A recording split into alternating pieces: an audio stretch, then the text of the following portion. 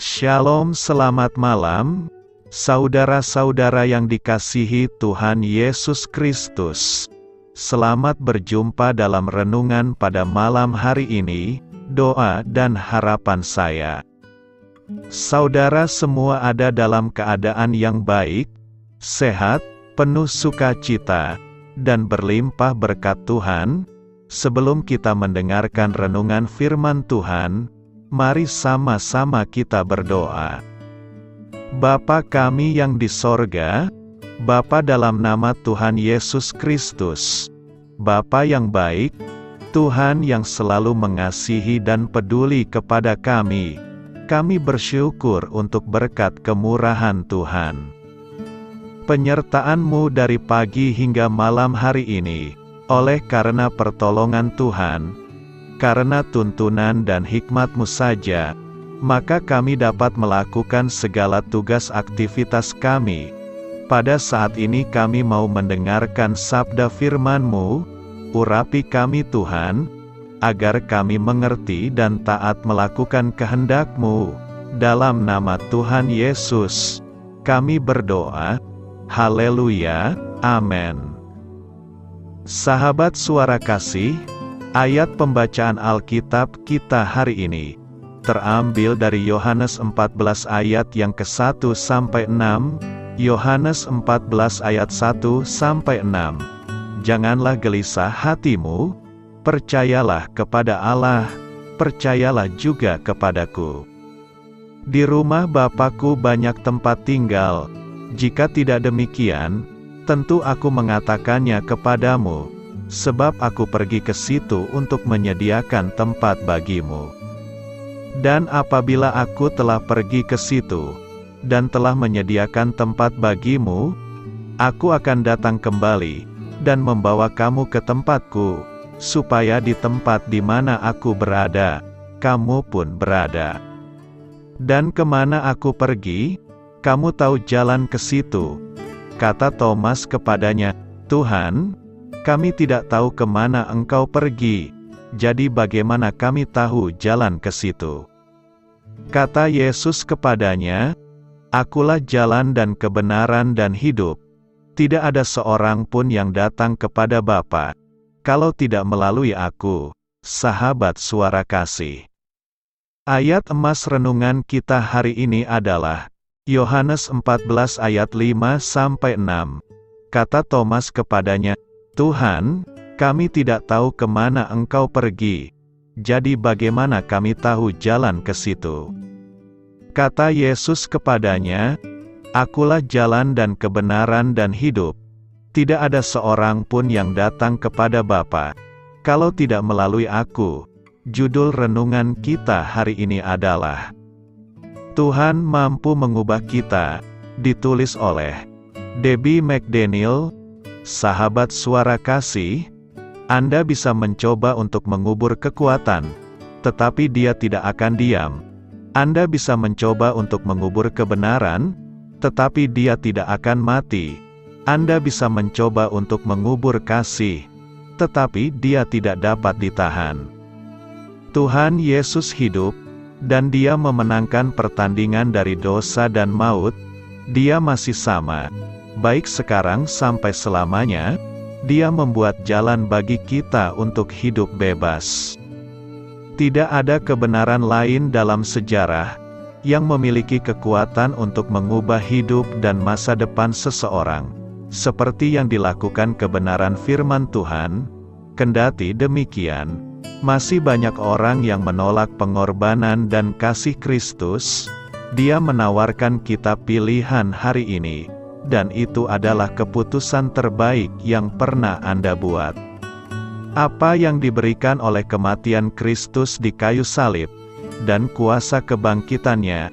Yang pertama, Dia menyediakan jalan dan jembatan bagi kita menuju Tuhan. Hal ini memberi kita kesempatan untuk memiliki hubungan pribadi dengan Tuhan yang menciptakan kita, dan mencintai kita lebih dari kita bisa bayangkan. Tanpa salib, tidak ada cara untuk menyeberang ke sisi lain dari hubungan dengan Dia. Usaha kita pun akan gagal, Dia adalah satu-satunya jalan. Yang kedua, memberikan kesempatan untuk pengampunan dosa. Melalui harga yang Tuhan Yesus bayar Bukit Kalvari, kita memiliki kesempatan untuk diampuni dari dosa-dosa kita. Dia menanggung dosa dan rasa malu kita. Dia mengambil siksaan atas nama kita sehingga kita tidak perlu menderita. Cinta yang begitu luar biasa, pengorbanan yang luar biasa. Yang ketiga, memberikan kebebasan bagi semua orang percaya. Bebas dari belenggu dosa, rasa malu, rasa takut, kekhawatiran, keputusasaan, kecanduan, rasa bersalah, hingga bebas dari kegelapan, dan bebas dari jarak yang menghalangi hubungan kita dengan Tuhan. Yang keempat, memberikan kehidupan baru. Kita tidak hanya diampuni dan dibebaskan, tetapi kita memiliki hidup dan takdir baru melalui Kristus. Kita berubah dari dalam dan Dia memperbarui pikiran kita. Dia mengubah hati dan keinginan kita.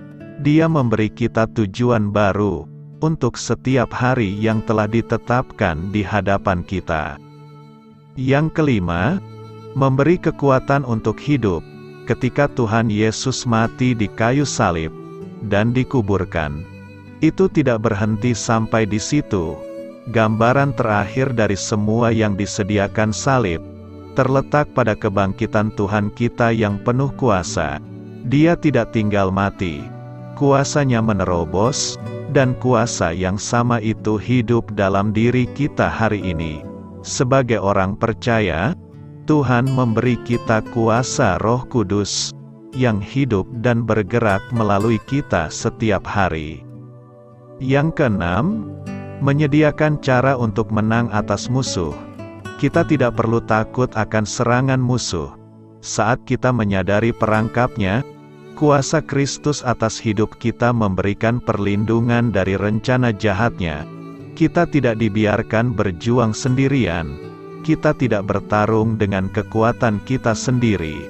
Kita dapat berdiri kokoh di dalam nama Tuhan Yesus Kristus yang perkasa. Yang ketujuh, memberikan rumah surgawi yang kekal bagi kita. Kita tidak perlu takut tentang apa yang akan terjadi ketika kita mati. Di dalam Kristus kita diberikan karunia hidup yang kekal. Bumi ini hanya rumah sementara kita. Tuhan sedang mempersiapkan tempat bagi kita bersamanya untuk hidup selamanya, dan Anda dapat yakin itu akan jauh lebih besar dari yang pernah kita bayangkan. Sahabat Suara Kasih, marilah kita renungkan, seperti yang tertulis dalam 1 Korintus 15 ayat 57, tetapi syukur kepada Allah, yang telah memberikan kepada kita kemenangan, oleh Yesus Kristus Tuhan kita. Amin. Tuhan Yesus memberkati. Saudara yang terkasih, demikianlah renungan kita pada malam hari ini. Semoga menjadi berkat dan kebaikan bagi kita semuanya. Dan untuk menutup renungan kita pada malam hari ini, marilah kita berdoa. Bapa kami yang di sorga, Bapa, di dalam nama Tuhan Yesus Kristus, kami bersyukur Bapa, karena Engkau memberikan begitu banyak berkat di dalam hidup kami. Ajarlah kami Bapa, untuk selalu mengucap syukur kepadamu setiap hari. Terima kasih juga Bapa, untuk pertolongan, penyertaan, dan juga atas berkat-Mu. Kami berbahagia dan bersyukur Bapa, atas kebaikan Tuhan di dalam hidup kami. Terima kasih untuk penyertaan-Mu Bapa, di sepanjang hari yang telah kami lewati. Hingga pada malam hari ini, kami boleh bersyukur lagi di hadapan-Mu Bapa, melalui doa dan renungan malam hari ini. Terima kasih untuk firman-Mu pada hari ini Tuhan. Kami mau belajar dan terus belajar tentang firman-Mu. Firman-Mu yang menguatkan dan meneguhkan iman percaya kami. Firman-Mu yang mengubahkan kehidupan kami. Kami mau melakukan firman-Mu Bapa, di sepanjang kehidupan kami, agar kami menjadi kuat, berjalan bersama dengan Engkau. Terima kasih Bapa, untuk nafas kehidupan yang masih Engkau berikan.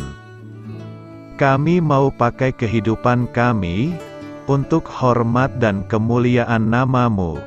Kiranya Engkau selalu memberkati hidup kami, keluarga kami, sanak saudara kami, daerah tempat tinggal kami, bangsa dan negara kami, pemerintah-pemerintah kami.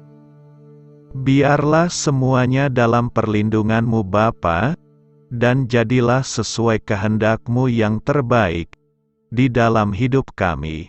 Bapa, hamba berdoa untuk saudara-saudara kami, yang sudah mendengarkan renungan pada malam hari ini. Biarlah yang saat ini sedang mengalami sakit penyakit, pergumulan masalah, kebutuhan ekonomi, kiranya Engkau jamah, sembuhkan dan pulihkan kehidupan mereka. Berkati perekonomian mereka, serta berikan jalan keluar, di setiap masalah kehidupan yang sedang mereka hadapi. Ajarlah kami juga Bapa, untuk selalu berharap dan percaya kepada Tuhan Yesus. Pada malam hari ini Bapa, kami akan beristirahat dalam tidur kami. Kiranya Engkau sertai dan lindungi kami di sepanjang malam ini, sehingga kami boleh bangun besok pagi, dengan tubuh yang sehat, kuat, serta diberkati Tuhan. Terima kasih Bapa. Inilah yang menjadi doa dan permohonan kami. Dalam nama Tuhan Yesus, kami berdoa. Amin.